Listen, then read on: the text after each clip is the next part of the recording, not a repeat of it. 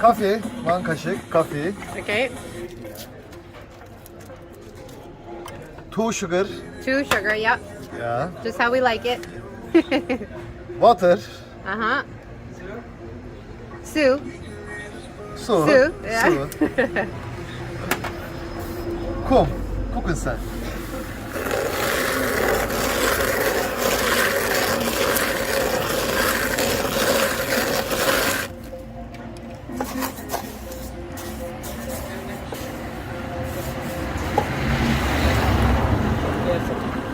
Sugar erimesi. Sugar. Yani karıştırın ki erisin.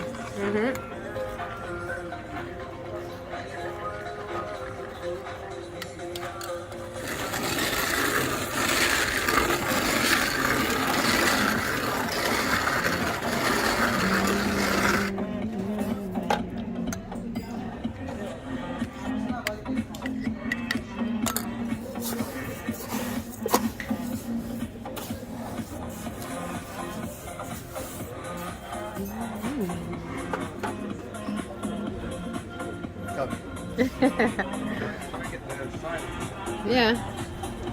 Sorry. Kamera.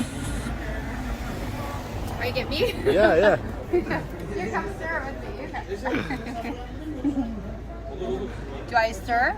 Okay. Where's the spoon? Hadi kaşık. This? This goes around here.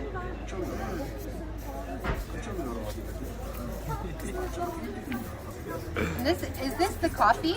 Turkish coffee. This, but in here is coffee. Yeah. Oh, okay. I thought it was just hot rocks to keep it warm. Do I do the bell? Yeah. Ready? Yeah. Hello. Very nice. Good. Okay. Thank you. You're welcome.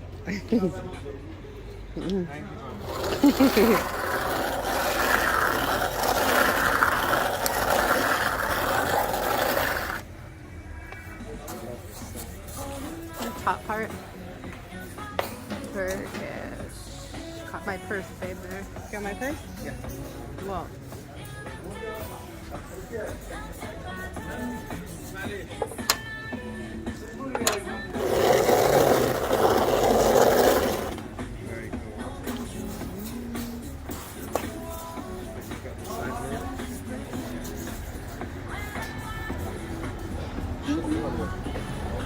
Up.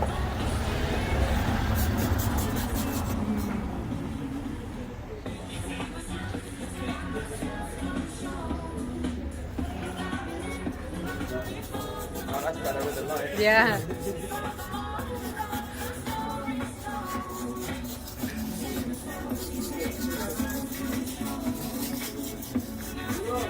Efendim?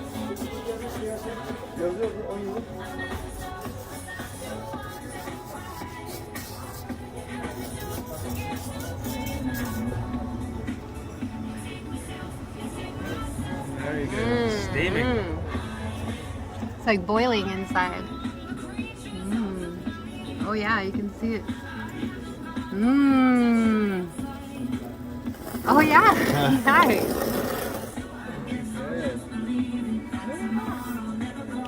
Nice. Now it goes into the cups.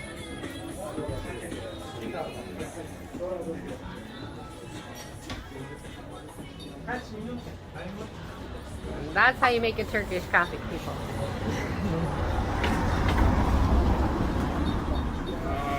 Beautiful. Yay. Good job. Thank you. You're welcome. Perfect. Dora Cafe, guys. Come Absolutely. here. He's so nice. That's the owner. And in the video, you guys will see his dog, Dora, and the new puppy. And amazing, amazing. And this is on the house. On the house with little chocolates, too. Here. Very nice. Oh, look at the Turkish dessert. delight. Nice. Very nice. Happy.